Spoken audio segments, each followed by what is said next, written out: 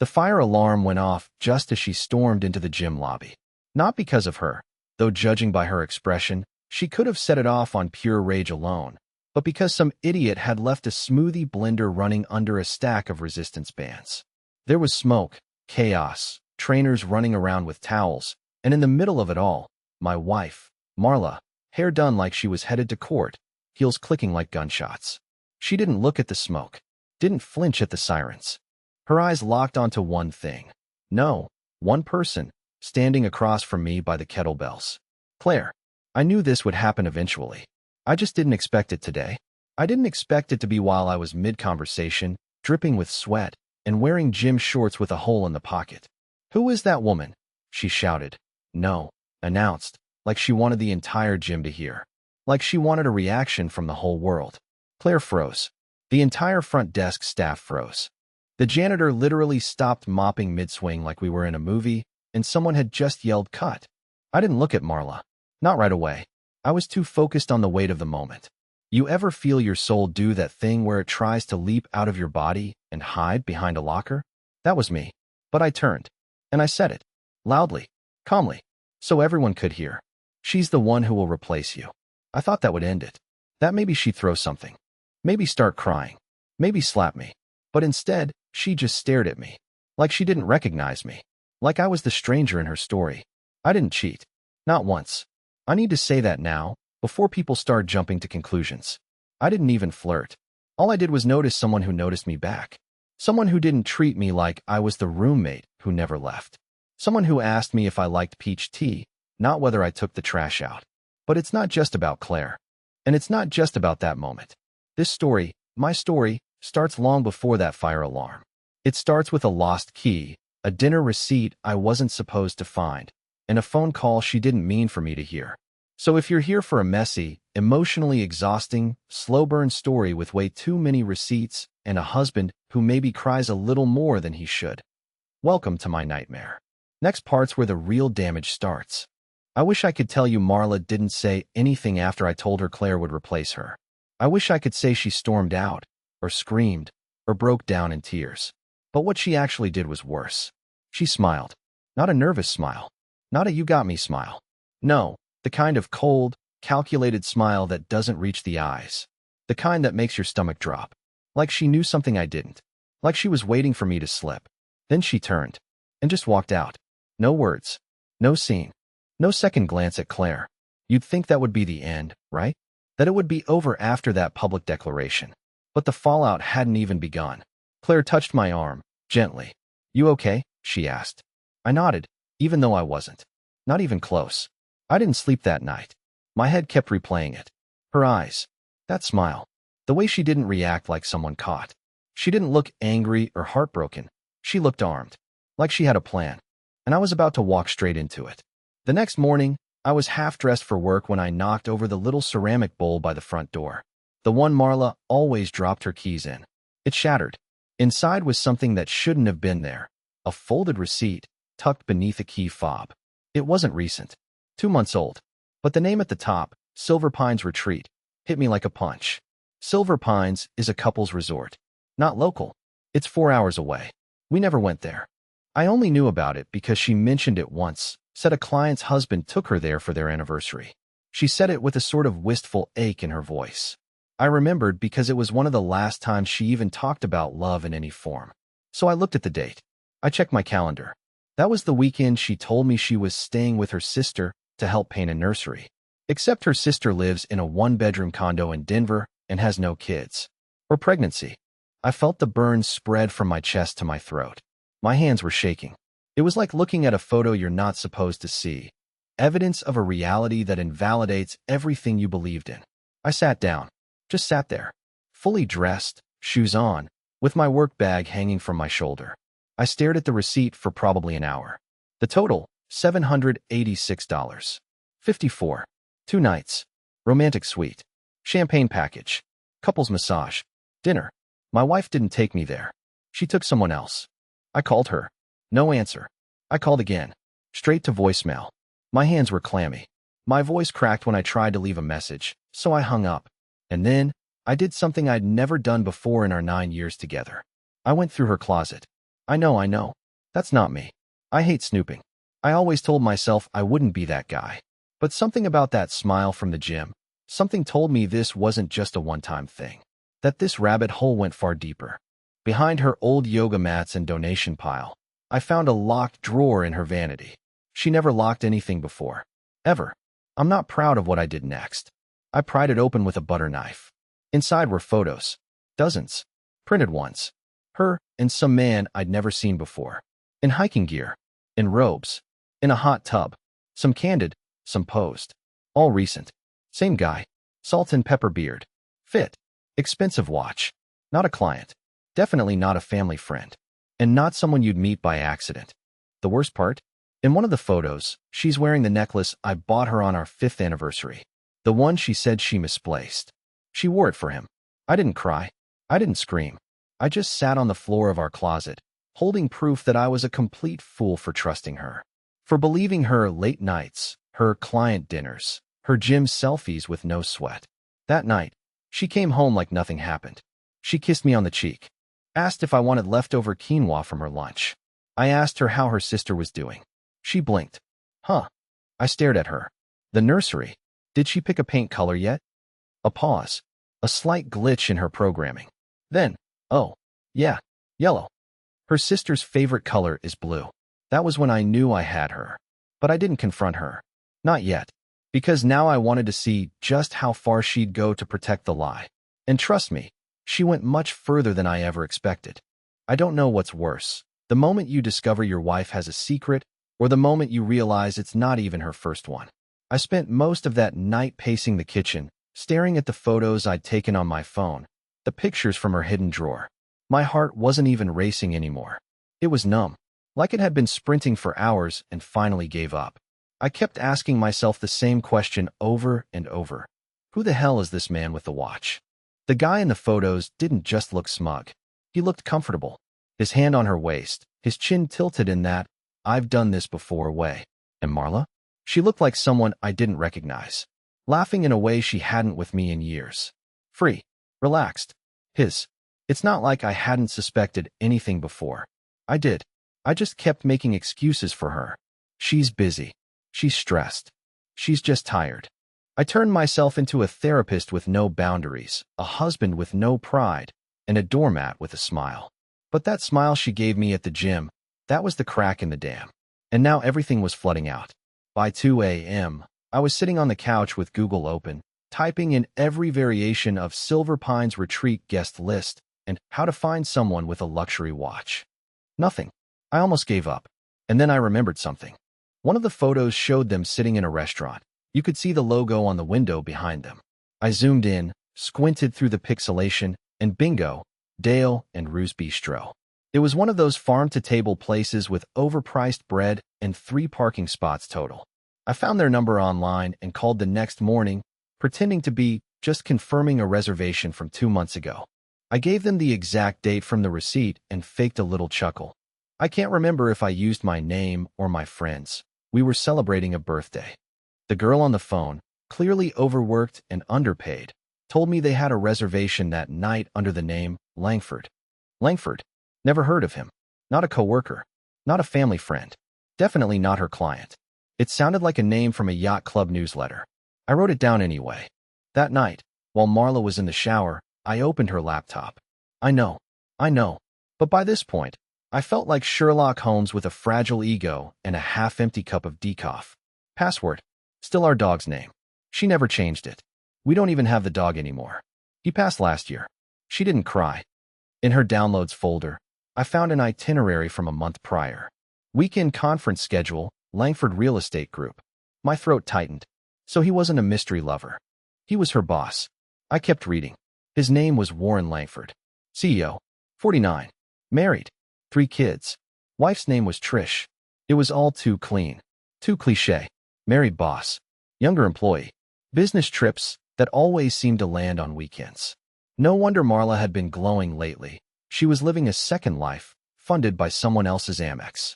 I closed the laptop just as she came out, towel around her head, asking me if I wanted to watch a movie. I nodded and smiled like nothing was wrong. And then I sat beside her on the couch for 2 hours pretending to laugh at a comedy while silently planning the next 10 moves in my head. Because here's the thing, I didn't want revenge. Not the petty kind. I didn't want to burn her clothes or sleep with someone out of spite. I wanted clarity. I wanted answers. But mostly, I wanted her to choose. Me or him. So I waited. And the next weekend, I gave her the opportunity to show her hand. I told her I'd be working a double shift at the tax office. She barely blinked. Just said, "Oh, okay, babe, don't work too hard." That was the first time in weeks she'd called me babe. And it felt like poison. So I left that Saturday morning in my work clothes and circled the block until I parked 2 streets away and waited. At 11:43 a.m., a silver BMW pulled into our driveway. Guess who stepped out? Warren Langford, wearing the same damn watch from the photos. He rang the bell. Marla opened the door in a tight green dress I'd never seen before. She kissed him, not on the cheek, and I watched it all from my car with my hands gripping the steering wheel like I was trying to snap it off. She lied. Again, boldly, comfortably, like she'd done it a dozen times before. But what she didn't know is that I recorded the whole thing, start to finish. License plate, her voice, the kiss, the door closing behind them. And I wasn't going to use it yet. No, I had something much better in mind. They say the best lies are built around grains of truth. I guess that's why it was so easy for Marla to keep hers alive, because there was truth in her late nights, her gym obsession, her business dinners. Just not the truth I thought I was part of. But I'd stopped playing along. After watching Warren Langford walk into my house like he owned it, after watching my wife kiss him on the mouth and smile like I never existed, something inside me cracked open. Not anger, not even heartbreak, just this eerie, surgical calm. And that's when I made the reservation. I picked the place carefully, Bennett's. Upscale enough that she couldn't refuse, but not somewhere tied to her business outings. I texted her a screenshot of the confirmation. Dinner Friday. Just us. Let's talk. She replied in under a minute. Oh, fancy. What's the occasion? I didn't answer. Let her wonder. Friday came. I wore a suit I hadn't touched since my cousin's wedding 3 years ago. I shaved, put on cologne I'd forgotten I owned. I looked like someone about to propose. Or maybe deliver a eulogy. She walked in 10 minutes late, as usual, wearing red lipstick and a silky black dress she used to reserve for anniversaries. She smiled when she saw me. Not the fake smile from Instagram, but the one she used back when we'd drive to the lake just to eat fries in the car. It made my stomach twist. We ordered. Small talk. She complimented my haircut, asked if I'd been sleeping better, joked about how intense I looked. I kept it light. I kept her comfortable. I needed her unguarded. Halfway through her second glass of wine, I leaned forward and asked casually, "Do you think we're still honest with each other?" She blinked. "What kind of question is that?" "A serious one," I said, resting my fork. "Do you think we're living honestly?" She scoffed a little. I think all marriages hit phases." "Right," I nodded. "But are we still in a marriage? We're just playing roles." That was when her eyes narrowed. I saw her posture shift, just slightly. Her smile faded, replaced by that subtle alertness. Like a deer sensing a twig snapping in the woods. "Where is this coming from?" she asked. I didn't answer right away. I let the silence sit. Let the tension thicken just enough. Then I reached into my jacket and slid a small flash drive across the table. She stared at it like it was a grenade. "What's this?" she asked. "Proof," I said softly, "of everything I already know. And before you ask, no, I haven't sent it to anyone. Yet." She didn't touch it. Didn't even breathe, for a second. I continued. "You remember that weekend you went to paint the nursery? Or the gym sessions you scheduled that didn't show up on your calendar?" "I do. I remember every excuse. Every perfectly timed story. Every flicker of guilt you tried to hide when I asked how your sister was doing." She finally looked up. "So what? You've been spying on me." I laughed under my breath. "You've been lying to me. For months. I just finally stopped ignoring it." She leaned back, arms crossed. "And what exactly do you want, Ellis? You want to fight? You want a dramatic scene in public so you can feel righteous?" "No," I said. "I want to give you a chance. To end this before I ruin the both of you." She flinched. That told me everything. I hadn't even said Warren's name yet. "You think he's going to leave his wife for you?" I said quietly.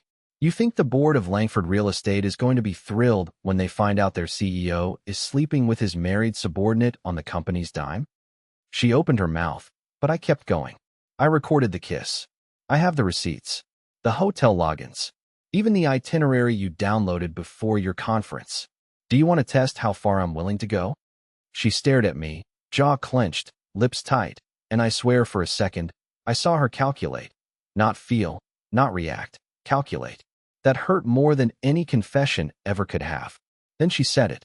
Cold. Like she'd rehearsed it. You don't deserve someone like me. I leaned back in my chair. Let those words settle. I didn't look away. Didn't argue. Just nodded slowly. You're right, I said. And that's why she's going to replace you. Her eyebrows jumped. Excuse me. I smiled, but not warmly. I wanted to tell you in person, I continued. The woman you screamed at in the gym? The one you dismissed as some random nobody? She's not just kind, or honest, or emotionally available. She also happens to be an attorney. Marla's face drained of color. And she's helping me build the case, I finished. Not just for divorce, but for everything else. I stood, left cash on the table, buttoned my jacket, and with the calmest voice I've ever had, I said, finish your wine. It's the last thing I'll ever buy you. Then I walked out, and I swear, the click of my shoes on the pavement sounded like thunder. 3 days after that dinner, I sent it. Not to Marla, not to her friends, not to social media, to him. I had his work address. I found it tucked neatly inside that same Silver Pines receipt, a small folded valet card from the hotel with a printed note. Mr. Langford's keys held at front desk. The concierge had written the dealership's name underneath. Langford Motors, LLC, a company Warren co-founded, according to his LinkedIn page. It was poetic, really. I slipped the USB drive into a plain black envelope, along with 2 printed photos. One of him and Marla kissing on my porch, and another, more intimate, where her hand was on his chest, the chain of my anniversary necklace visible around her neck. I didn't write a note. Didn't need to. Truth doesn't need commentary. I dropped it in the mail at 6:45 a.m. on a Tuesday. Overnight delivery. I watched the postman scan it, watched the truck pull away. Then I went home, made eggs I didn't eat, and waited. The silence was the worst part. The not knowing. I didn't tell Claire what I had done, even though she asked. She could tell something had shifted in me. Not rage, not sadness. More like readiness. The kind of inner quiet a man gets before he sets fire to a house he already packed up and walked away from. Thursday morning at 8:03 a.m. Marla called me. Ellis, she said, breathless. What did you do? I didn't play dumb. I sent him the truth, I said. You've ruined everything, she snapped. Do you have any idea what this means? I could practically hear the chaos on her end. Muffled voices, doors slamming. Maybe even crying. I imagined Warren sitting in some glass office, red-faced, staring at those photos while his assistant deleted calendar invites, and his wife started dialing lawyers. Marla's voice cracked. He told me to take some time off. Said he needed to reassess things. I was supposed to go to a conference next week with him. Now HR is involved. His wife showed up to the office. Good. I didn't say it out loud. I just let the silence work its magic. You destroyed my life, she shouted. No, I said calmly. You destroyed ours. I just gave someone else a flashlight. She went quiet for a moment. Then she said something I'll never forget, not because it was cruel, but because it was pathetic. I gave up everything for him. She didn't mean me. She meant Warren. That was when it really hit me. She had bet on him. Thought she was climbing the ladder, upgrading. She saw herself as some housewife in waiting, sipping wine in a glass mansion while I withered in my tiny, tax-form-fueled existence. And now? The ladder had been kicked out from under her, and she was tumbling. And the worst part? I almost pitied her. Almost. I hung up without saying anything else. I didn't need to. That night, Claire came over. I didn't plan to invite her. She just showed up. Said she had a feeling. She brought me a burger and a smoothie. No judgment. No expectations. We sat on the couch, watched old reruns, said maybe 20 words all night. But she never asked about Marla. And I never talked about the envelope. We didn't need to. Something had shifted.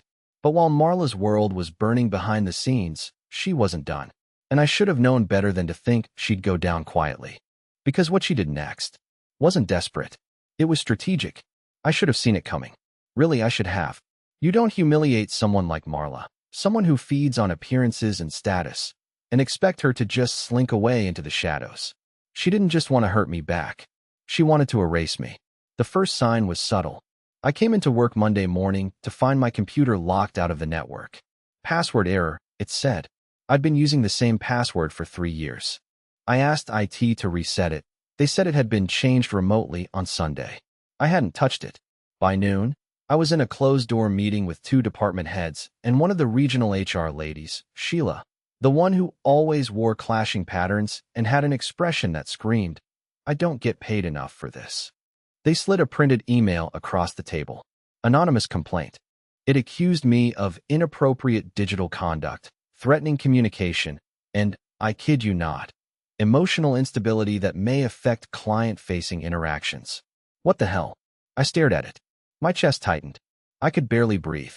My name was all over it, but none of it was true. None. I stammered, asked for clarification. "Sheila," I said, trying to keep calm, "what is this based on?" She folded her hands like she was preparing for a prayer. "There were screenshots submitted," she said. "We haven't validated them yet, but corporate requires we begin a formal review." Screenshots. Someone had forged messages. From me. Emails, Slack threads, even a fake internal memo I supposedly sent after hours asking a junior staffer to meet at my apartment for a strategy session. I felt sick. I had never done anything even remotely unprofessional. I was the guy who stayed late, skipped lunch, covered people's vacations. I had no enemies here. Unless one was manufactured. That night, I didn't sleep. I sat at my kitchen table, lights off, staring at my phone, wondering how far Marla was willing to go. And then she confirmed it. At 2:14 a.m., I got a text. "Next time you ruin someone's life, make sure yours is untouchable. Sleep well, Ellis." No name. No emoji. Just that. She had forged every message. She had accessed my work laptop, the same one I brought home every night, and planted what she needed. I don't know how long she'd been planning it, but knowing Marla, it was probably the moment she saw that flash drive on the dinner table. That was the day she pivoted from heartbreak to warfare. I didn't cry. I couldn't. It was all moving too fast. My hands shook. I started writing a resignation letter, then deleted it. I considered calling Sheila back and demanding an emergency meeting. I even thought about calling Warren, seeing if he would confess what she was doing to retaliate. But that's when I realized something crucial. Marla thought she had the upper hand because she hit me where I was vulnerable. She thought she was the only one capable of flipping the board. But she didn't know what I had planned next. She didn't know that Claire, kind, quiet Claire, had once worked for a federal contractor reviewing corporate fraud investigations. She didn't know Claire still had contacts in digital forensics. She didn't know that Claire had already started recovering metadata from the fake screenshots. And most importantly, she didn't know I was done playing nice. That night, I looked at myself in the mirror and said something I never had the guts to believe before. She doesn't win just because she screams louder. So I stopped being scared. I printed everything. I wrote a timeline. I emailed it to HR with documents attached and used language so clinical and sterile it could have come from a robot. No emotion, just facts.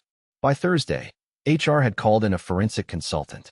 By Friday, they'd already discovered inconsistencies in the metadata. By Monday morning, I was cleared. And Marla?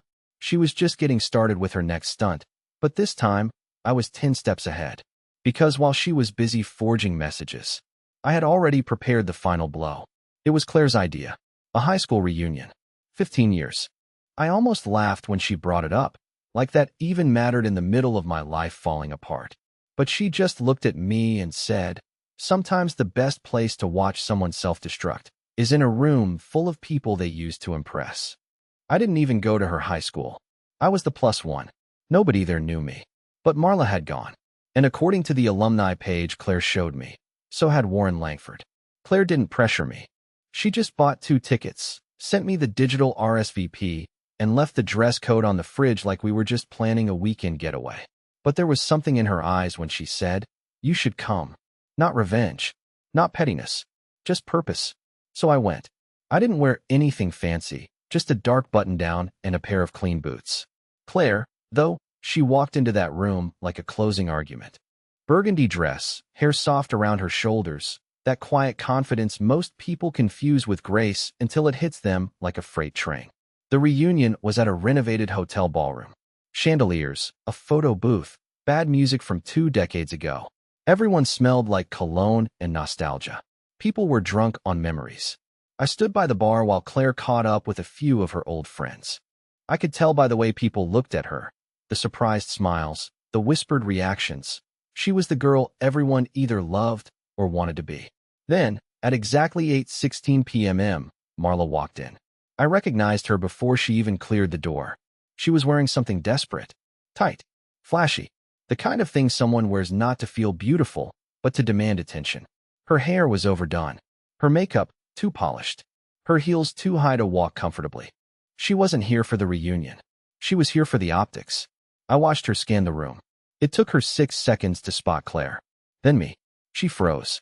And I swear, for the first time since this whole mess began, she looked genuinely lost. Not angry, not calculated, just exposed. Claire didn't even flinch. She leaned into me, whispered, "She'll come to you in 5 minutes or less," and then walked off toward the photo booth like this was all just another Wednesday. For minutes later, Marla made her move. "Ellis," she said, trying to smile like we were exes who had ended things peacefully. I didn't answer. She stepped closer. "You look better." I nodded. "I know." That rattled her. She looked around, lowered her voice. "What are you doing here with her?" I stared at her. "You mean Claire?" "Yeah," she said, her voice taut. "Her. The gym groupie." I laughed. Not out of amusement, it just slipped out. "She's not a groupie, Marla. She's an actual adult. Something you haven't been in a long time." Her face twitched. "You brought her here to humiliate me?" "No," I said. "You did that on your own." She crossed her arms, jaw clenched. "You know Warren isn't talking to me. He's having family time this week. His wife froze his accounts." "Maybe you should have stayed married," I said. "At least I only used joint checking for groceries." That hit her. She glanced around again. "Ellis, I made a mistake." There it was. The line.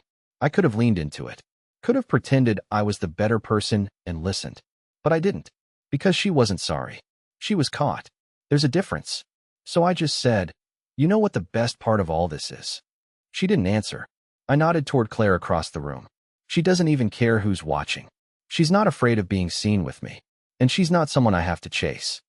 Marla followed my eyes. Her face shifted, not into anger, but something worse. Realization. That I had actually moved on. That she was the past. And that the past doesn't get invited home. For the rest of the night, she avoided me. She tried talking to old classmates, laughing too loudly, sipping wine she couldn't afford anymore. But her eyes kept drifting back. And every time she looked, I was already looking away. Because I wasn't her husband anymore. I was the man she miscalculated. But the final part wasn't mine to deliver. It was Claire's. There are two kinds of silence. The heavy kind, full of tension and unspoken things. And the clean kind, the one that feels like peace. For the first time in years, I had the second one. Marla didn't speak to me again after the reunion. No texts, no phone calls, no desperate letters begging for forgiveness or blaming me for her downfall.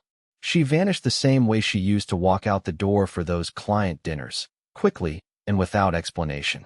A week later, her lawyer contacted mine. Divorce papers were delivered to my door in a manila envelope, as cold and impersonal as a bank statement. No requests for negotiation. No mention of assets. Just a line that read, "Both parties agree to an uncontested dissolution." And just like that, the storm was over. I didn't throw a party. I didn't celebrate. I just sat at my kitchen table and exhaled for what felt like the first real breath in years. That sigh? That was grief, yes, but not for the end of my marriage. It was grief for the version of me that stayed too long. And as for Claire, she didn't swoop in like some movie heroine. She didn't save me. She showed up. Steady, kind, honest. We didn't become official overnight. She gave me space, and I gave her something I hadn't given anyone in a long time. Trust without conditions. One Saturday, we went hiking. Nothing fancy, just a short trail through the hills behind her neighborhood.